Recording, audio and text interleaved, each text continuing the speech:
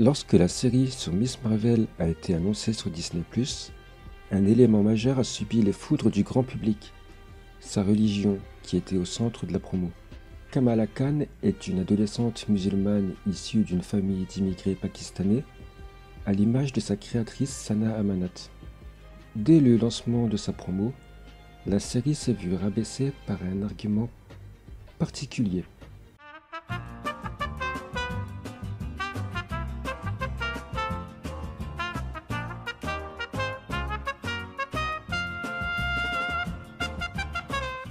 Ce qui démontre une méconnaissance certaine du média papier car, bien sûr, le sujet est central dans les comics pour les personnages en eux-mêmes, ainsi que dans plusieurs adaptations. Alors, quelle est la véritable place de la religion pour les super-héros ? Les comics ont toujours évolué en fonction de la société, en s'adaptant aux modes, à la politique et aux événements qui bouleversent notre monde. En 1940, par exemple, la situation des Juifs en Allemagne nazie et les tensions internationales qui menacent l'arrivée imminente d'une guerre motivent le scénariste Joe Simon et le dessinateur Jack Kirby, tous deux de confession juive, à créer un super-héros patriote, Captain America. Ce nouveau héros est rapidement utilisé comme symbole de la révolte contre le régime nazi, devenant le porte-parole de l'espoir pour la jeunesse américaine. Mis en scène dans des combats dantesques, le super soldat a même été dessiné en train de cogner Adolf Hitler en personne. Le personnage gagne en popularité de comics en comics jusqu'en 1945, année signant la fin de la Seconde Guerre mondiale. S'ensuit une période où le comics perd son intérêt et les ventes chutent drastiquement. Marvel essaye tant bien que mal de relancer la machine en remplaçant Bucky par Golden Girl, l'amour de jeunesse de Steve, mais rien n'y fait. Vient alors la guerre froide, où Captain America se voit attribuer une nouvelle série de comics nommée Captain America, briseur de communistes, qui sera rapidement abandonnée à cause de sa propagande jugée ridicule et le personnage est délaissé. La vie des super-héros est ensuite analysée, puis développée, et la religion fait son arrivée d'abord en tant qu'élément pour développer le côté humain des héros, puis en tant que partie intégrale de l'histoire. Chez Marvel, c'est surtout dans les comics X-Men que la religion est travaillée en tant qu'élément à part entière.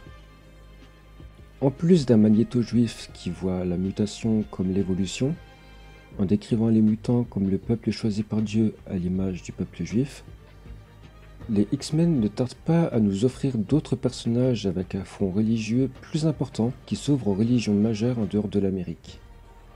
Donc, en plus de Shadowcat qui est une adolescente juive qui fait l'éloge de la Torah et porte un collier représentant l'étoile de David, et de Diablo qui se dévoile en tant que fervent chrétien catholique qui ne jure que par la Trinité malgré son apparence de démon, les X-Men voient l'arrivée de Dust, une jeune femme afghane de confession musulmane sunnite habillée d'un hijab, ou encore Thunderbird, qui est hindou et lutte contre la consommation d'animaux.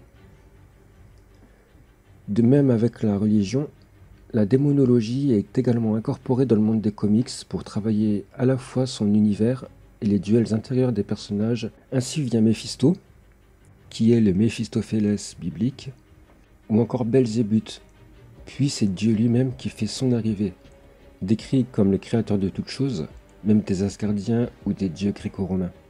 Chez Marvel, il se nomme The One Above All, celui qui est au-dessus de tout, alors que chez DC, il est présenté en tant que la présence. Petit à petit, le nombre de personnages sans religion se met à en avoir une ou à se convertir. Par exemple, Reed Richards, Mr Fantastic, qui ne jurait jadis que par la science, se met à faire du prêche à son fils. Virtue et Peter Parker pris ensemble dans un placard du Daily Bugle, ou encore Dent de Sabre qui devient carrément évangéliste. Certains personnages n'existent que pour leur religion.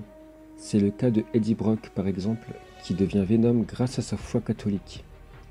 En voulant commettre le péché ultime, qui est le suicide, après avoir vu sa carrière détruite par Spider-Man, Eddie se rend à l'église pour prier et demander pardon. Mais Peter se sépare du symbiote au même endroit, au même moment. Le hasard et tout ça. En tant que Venom, Eddie est catégorique sur son refus de commettre des actes allant à l'encontre de sa foi, ce qui pousse le symbiote à ne tuer que des criminels. Chez DC Comics, la religion est moins présente que dans les œuvres de leurs concurrents, mais elle n'en est pas absente pour autant.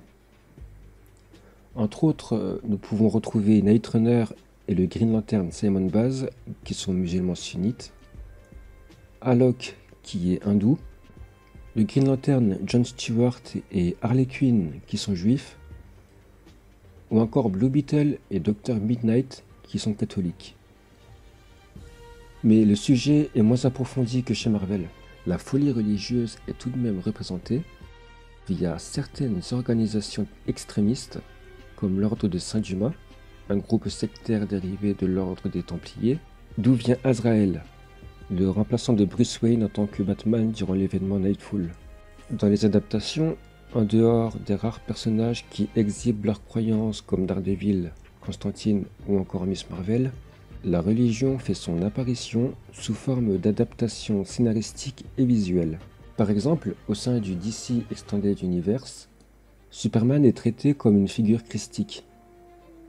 De nombreux plans de Man of Steel et Batman v Superman sont des quasi-reproductions de tableaux mettant en scène Jésus lors de ces différentes épopées bibliques, tandis que X-Men 2 utilise l'un des récits les plus importants des trois religions monothéistes avec Jean Grey, une représentante du peuple choisi par Dieu selon Magneto, qui sépare la mer en deux pour permettre la survie des siens, à l'image de Moïse, qui sauve son peuple de Pharaon en ouvrant la mer Rouge en deux. Quelle est la place de la religion au sein des comics? Elle est centrale. Son absence dans la majorité des adaptations live-action ne fait pas d'elle un élément totalement inexistant, bien au contraire. Le MCU, tant adulé, fait carrément l'éloge du monothéisme lors de la rencontre entre Captain America et Thor.